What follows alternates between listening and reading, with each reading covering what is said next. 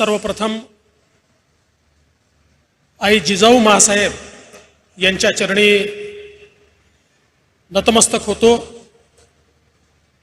आणि नवभारताची संकल्पना ज्यांनी मांडली ते स्वामी विवेकानंदजी यांच्याही चरणी नतमस्तक होतो।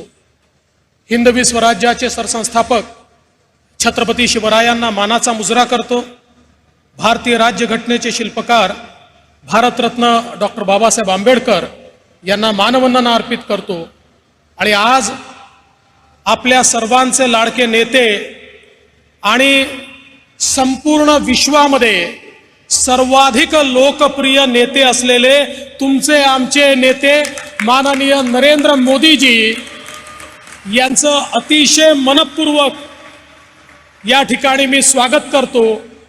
मंचावर उपस्थित माननीय राज्यपालजी, माननीय मुख्यमंत्रीजी, माननीय उपमुख्यमंत्रीजी, केंद्रीय मंत्रीगण, राज्यातले मंत्रीगण, सर्व आमदार, सर्व खासदार, आमचे अध्यक्ष बावनकुळेजी, मंचासीन सर्व महानुभाव, विशेष रूपाने उपस्थित असलेले his excellency the ambassador of Japan आणि उपस्थित माझ्या सर्व माता भगिनी आणि बंधूंनो, आजचा दिवस आपल्या सर्वांकरता स्वप्नपूर्तीचा दिवस है।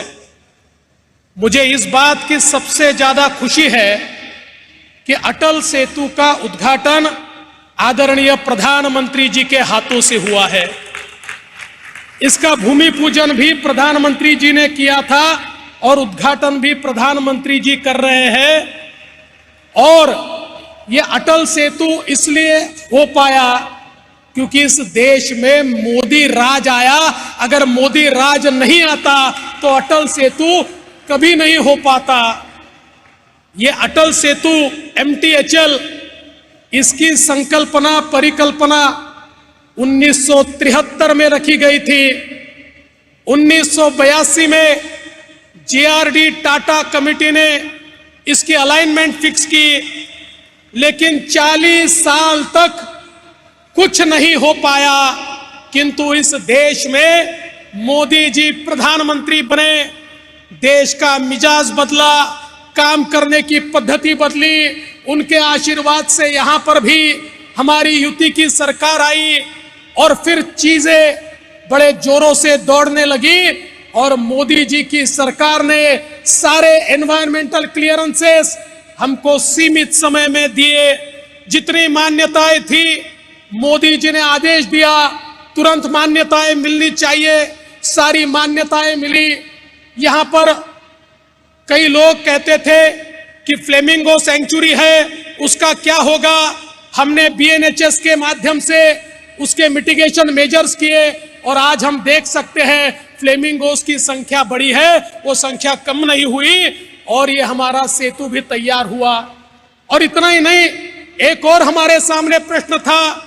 उस समय इतना बड़ा कर्जा जो जापान की सरकार हमको दे रही थी, जायका हमको दे रही थी, अगर हम स्टेट के बजट में लेते तो शायद हमारे रूरल एरिया में काम करने की ताकत कम होती। हमने मोदी जी से निवेदन किया, प्रथा को तोड़कर सीधा हमारे MMRDA को आप कर्जा दीजिए।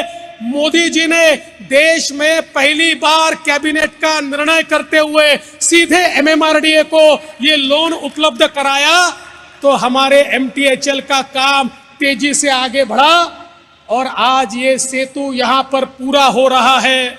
ये सेतु एक इंजीनियरिंग मार्वल है और मुझे इस बात की भी खुशी है कि केवल ये सेतु नहीं तो इसको हम लोग कोस्टल रोड से जोड़ रहे हैं। एक और ऑरेंज टनल है, दूसरी ओर सीधा वर्ली जाने वाला ब्रिज है।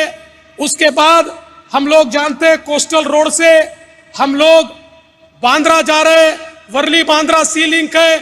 उसके बाद बांद्रा वर्सोवा सी लिंक है, वर्सोवा से विरार एक नई लिंक हम लोग तैयार कर रहे हैं, विरार से अलीबाग एक नया कॉरिडोर हम लोग तैयार कर रहे हैं।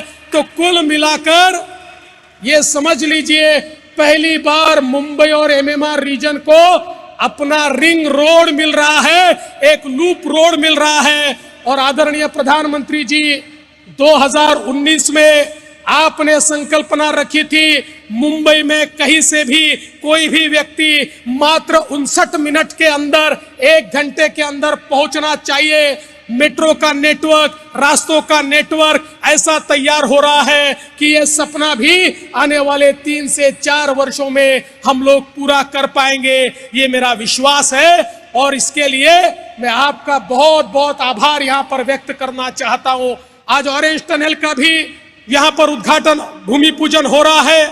सूर्या जैसी योजना, जो योजना एमएमआर रीजन को पानी देने वाली है, उसका भी उद्घाटन यहां पर हो रहा है। और हमारे मुख्यमंत्री एकनाथ शिंदे जी के नेतृत्व में जिस प्रकार के प्रोजेक्ट्स इस महाराष्ट्र में और विशेष रूप से मुंबई और एमएमआर में हमने हाथ में लिए हैं, मेरा विश्वास है पिछले 50 वर्ष महाराष्ट्र को मुंबई ने ताकत दी, देश को मुंबई ने ताकत दी, लेकिन अगले 25 साल महाराष्ट्र और मुंबई को और देश को कोई ताकत देगा तो ये रायगढ़ और नई मुंबई का इलाका देगा।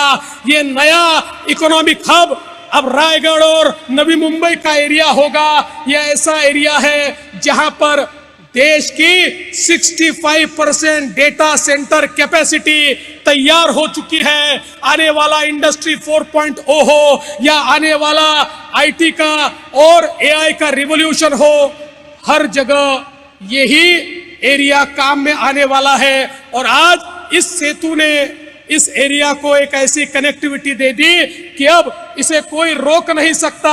हम जहां बैठे हैं वहां नया एयरपोर्ट हो रहा है, जिसका शिलान्यास भी माननीय प्रधानमंत्री जी ने किया है। इस साल के अंत में प्रधानमंत्री जी ही इसका उद्घाटन भी करेंगे, ये हमारा विश्वास है। इसलिए मैं आज के इस मौके पर माननीय प्रधानमंत्री जी का आभार व्यक्त करता हूं, जो उनकी ताकत हमारे पीछे खड़ी होती है। महाराष्ट्र के पीछे चट्टान की तरह हमारे प्रधानमंत्री जी खड़े होते हैं, इसलिए ये सारे प्रोजेक्ट महाराष्ट्र में हो पाते हैं। इसलिए मैं उनका आभार व्यक्त करता हूं और आप सभी का स्वागत करते हुए अपने शब्दों को विराम देता हूं। जय हिंद, जय महाराष्ट्र, जय शिवराय।